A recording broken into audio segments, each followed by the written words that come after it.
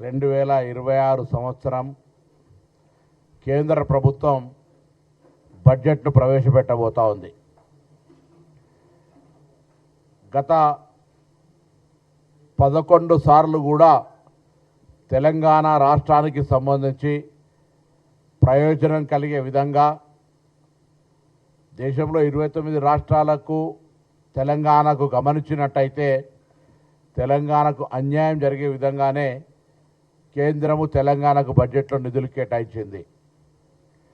కనీసం 8 మంది ఎంపీలకు ప్రాతినిధ్యం వహిస్తున్న తెలంగాణ రాష్ట్రం, రాజ్యసభ సభ్యులకు ప్రాతినిధ్యం వహిస్తున్నటువంటి తెలంగాణ బీజేపీ పార్టీ ఈరోజు కేంద్ర ప్రభుత్వం మీద తెలంగాణ ప్రయోజనాలు, తెలంగాణ ప్రజల అవసరాలు, తెలంగాణ అభివృద్ధికి కావలసినటువంటి పథకాలు, నిధుల విషయం లోపల కేంద్రంపై ఆ పార్టీ ఒత్తిడి తీసుకొచ్చి తెలంగాణకి ఈసారి న్యాయం జరగాలనే డిమాండ్ను కాంగ్రెస్ పార్టీ పక్షాన చేస్తూ ఉన్నాం. గత 2 సార్ల ప్రజల నిరసనను, రాష్ట్ర ప్రభుత్వ నిరసనను మేము తెలియజెప్పడం జరిగింది. అయినా భారతీయ జనతా పార్టీ ఎటువంటి కూడా మార్పులు లేకుండా అదే వివక్షపూరితంగా తెలంగాణ రాష్ట్రానికి నిర్లక్ష్యం, అదేవిధంగా నిధుల కేటాయింపులో వివక్షను కొనసాగిస్తూ ఉంది. ఇప్పటికైనా రేపు జరిగే బడ్జెట్కు సంబంధించి, రేపు బడ్జెట్ అయితే ఇవ్వాలి అడగడంలే, this is the last reminder from Telangana government and last reminder from Telangana Congress party. మేము గత 2 సంవత్సరాలుగా తెలంగాణ ప్రభుత్వం ఏర్పడ్డ తర్వాత గౌరవ రాష్ట్ర ముఖ్యమంత్రి గారు కానీ, మంత్రులు కానీ అనేక సందర్భాల్లో ప్రధానమంత్రి గారిని మొదలుకొంటే రాష్ట్ర మంత్రులు బండి సంజయ్ గారు, కిషన్ రెడ్డి గారితో పాటుగా వివిధ హోదాల్లో ఉన్నటువంటి రాష్ట్రం నుంచి, కేంద్రం నుంచి ప్రాతినిధ్యం వహిస్తున్న అనేక మంది మంత్రులకు రాష్ట్ర అవసరాలకు సంబంధించి లిఖితపూర్వకంగా, అధికారికంగా, ప్రత్యక్షంగా, పరోక్షంగా తెలంగాణ ప్రయోజనాలకు సంబంధించి విజ్ఞప్తి చేయడం జరిగింది. కానీ తెలంగాణ అంటేనే, తెలంగాణ ఏర్పాటు పట్లనే వివాదాస్పద వ్యాఖ్యలు చేస్తూ తెలంగాణ ఉద్యమాన్ని అవమానపరిచినటువంటి ప్రధానమంత్రి నరేంద్ర మోడీ గారు తెలంగాణకు ₹1 కూడా నిధులు ఇవ్వడానికి, తెలంగాణ పట్ల పూర్తిగా వివక్షపూరితంగా వ్యవహరించే విధానాన్ని మార్చుకోవడానికి సిద్ధంగా లేడు. తెలంగాణ ప్రభుత్వం నుంచి కూడా ఈసారి గట్టిగా కోరుతా ఉన్నాం కేంద్రాన్ని. తెలంగాణ ప్రభుత్వం ఇచ్చిన ప్రతిపాదనలో ముఖ్యంగా త్రిపుల్ రింగ్ రోడ్డుకు సంబంధించి కానీ, అదేవిధంగా ORR టు త్రిపుల్ సంబంధించినటువంటి రేడియల్ రోడ్లకు సంబంధించి కానీ, అదేవిధంగా మెట్రో విస్తరణకు సంబంధించి కానీ, హైదరాబాద్ గోదావరి మూసి అనుసంధానానికి సంబంధించి కానీ, ఇతర విద్యా సంస్థలు, వైద్య సంక్షేమ కార్యక్రమాలకు సంబంధించి కానీ, ఇతర ఇన్ఫ్రాస్ట్రక్చర్, గ్రామీణ ప్రాంతాలు, పట్టణ ప్రాంతాలకు సంబంధించినటువంటి అనేక అంశాలతో పాటుగా నూతనంగా జిల్లాలు ఏర్పడిన తర్వాత నవోదయ విద్యాలయాలు, కేంద్రీయ విద్యాలయాలతో పాటుగా అనేక విద్యా సంస్థలు తీసుకురావాల్సిన అవసరం ఉంది.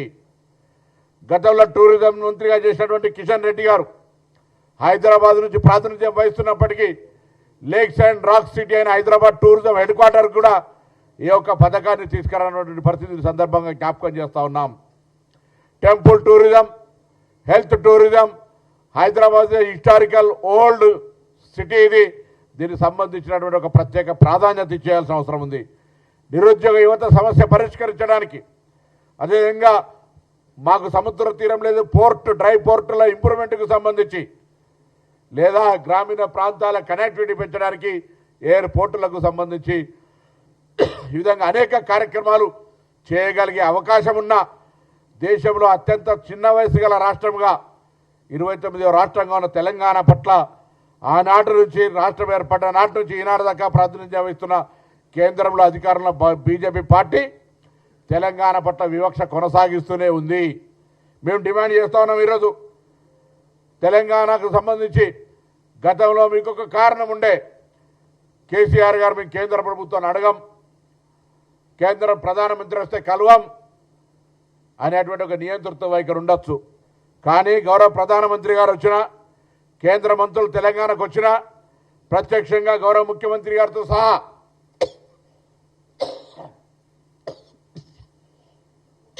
మంత్రులందరం అనేక సందర్భాల్లో వారిని కలవడం జరుగుతూ ఉంది. కానీ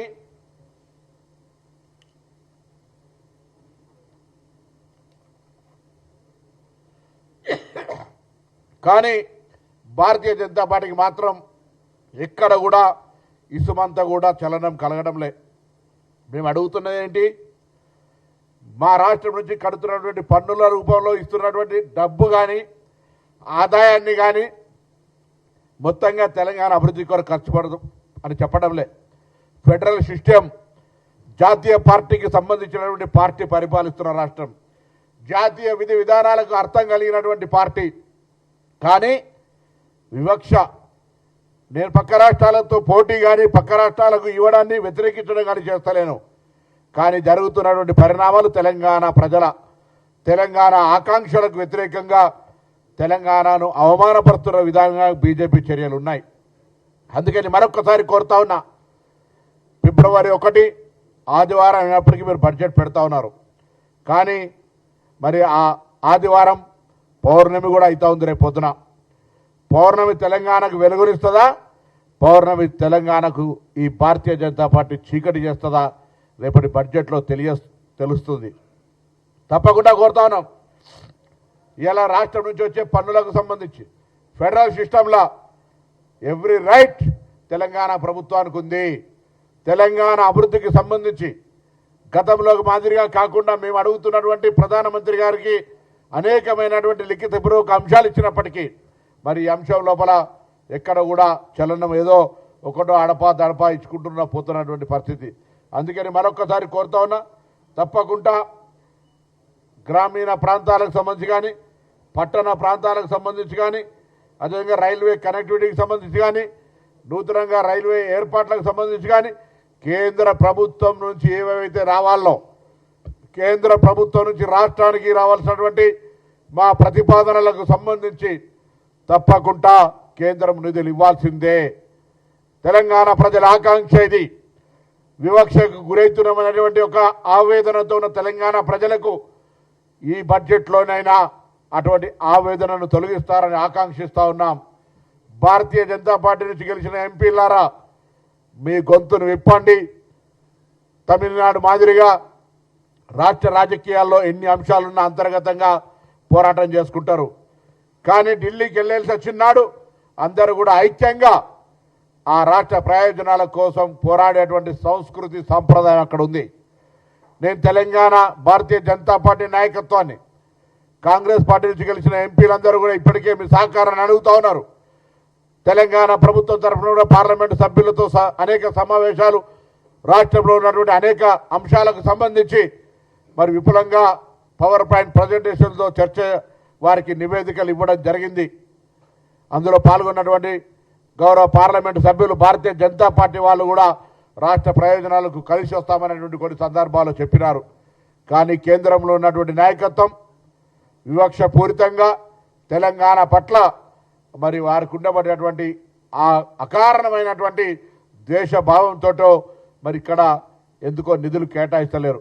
కాబట్టి మరొక్కసారి పెండింగ్ ప్రాజెక్టులకు, ఆన్గోయింగ్ ప్రాజెక్టులకు, న్యూలీ ప్రపోజ్డ్ ప్రాజెక్టులకు, ఇరిగేషన్కి సంబంధించి కానీ లేదా మరి రైతాంగానికి సంబంధించి కానీ ఎడ్యుకేషన్ ఇన్స్టిట్యూషన్కి సంబంధించి కానీ అన్ని రకాలుగా కేంద్రము తెలంగాణ ఈ దేశంలో అంతర్భాగమైనటువంటి ఒక ప్రోగ్రెసివ్ రాష్ట్రము.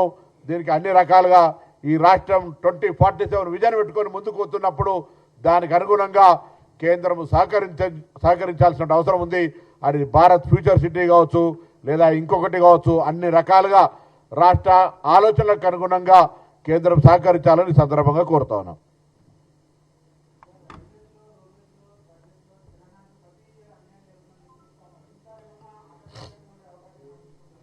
ఉండాలని కోరుతా ఉన్నాం.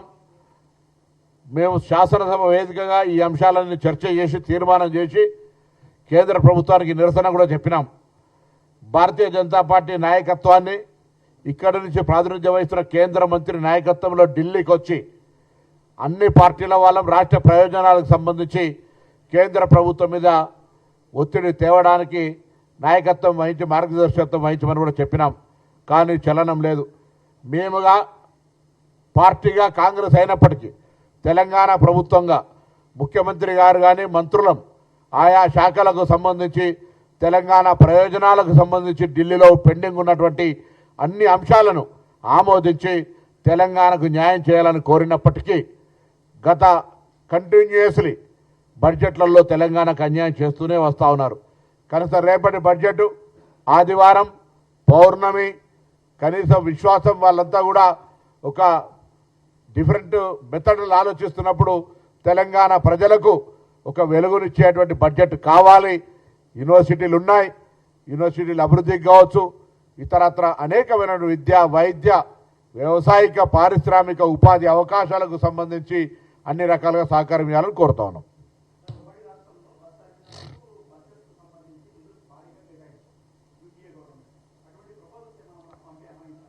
ఇప్పుడు మెట్రోపాలిటన్ సిటీస్కు సంబంధించి పిఎం ఈ డ్రైవ్ కింద కొంత బస్సులకు సంబంధించి పొల్యూషన్ రహితంగా ఉండాలని ప్లాన్ చేస్తారు. అది వస్తుంది, ఆ దేశమంతా ఇస్తారో నాకు కూడా ఇస్తా ఉన్నారు. నేను అడుగుతా ఉన్నా, తెలంగాణ కొత్త రాష్ట్రము, తెలంగాణ ఒక విజన్ తోటి ముందుకు పోతూ ఉంది. తెలంగాణ గ్రోత్కు స్కోప్ ఉంది. మిగతా రాష్ట్రాలు ఎన్నో ఎగ్జాస్ట్ అయిపోయినాయి. ఇక్కడ లివింగ్కి సంబంధించినటువంటి అన్ని సౌకర్యాలు, విస్తీర్ణకు సంబంధించి అన్ని సౌకర్యాలు ఉన్నాయి. అది పారిశ్రామికీకరణంగా కావచ్చు, ఇతరత్ర అన్ని రకాలుగా. కాబట్టి కేంద్రము గతంలో 10 సంవత్సరాలు మమ్మల్ని అడగలేదు అనేటువంటి మైండ్ సెట్ తోటి ఉన్నారు. అది మార్పు చేసుకొని మేము అనేక సందర్భాల్లో కోరుతున్నాం, మాకు సహకరించమని అడుగుతాను.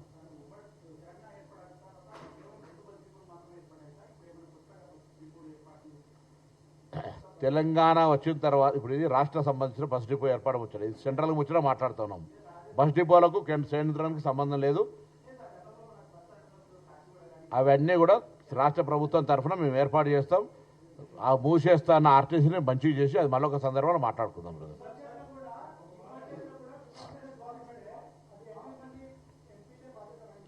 100% తెలంగాణ నుంచి ప్రాతినిధ్యం వహిస్తున్న పార్లమెంటు సభ్యులు బాధ్యత వహించాల్సి వస్తుంది. కేంద్ర ప్రభుత్వం మీద వాళ్ళ పరపతిని ఉపయోగించి మేము అడుగుతున్నటువంటి తెలంగాణ ప్రజలకు సంబంధించిన అంశాలే కాబట్టి వారు ఈ సమావేశాలు పెట్టినప్పుడు వారు కూడా వాటి పట్ల సానుకూలంగా స్పందించినటువంటి పరిస్థితి కాబట్టి తప్పకుండా వారి యొక్క చొరవను వారు ప్రాతినిధ్యం వహిస్తున్న పార్టీ పైన ఒప్పించి మెప్పించి ఇతర రాష్ట్రాలకు జరుగుతున్నటువంటి నిధుల కేటాయింపు మాదిరిగా తెలంగాణకు జరగాలి. కానీ వివక్షపూరితంగా జరిగితే తప్పకుండా తెలంగాణ భారతీయ జనతా పార్టీ నుంచి ప్రాతినిధ్యం వహిస్తున్నటువంటి లోక్సభ రాజ్యసభ సభ్యులదే బాధ్యత.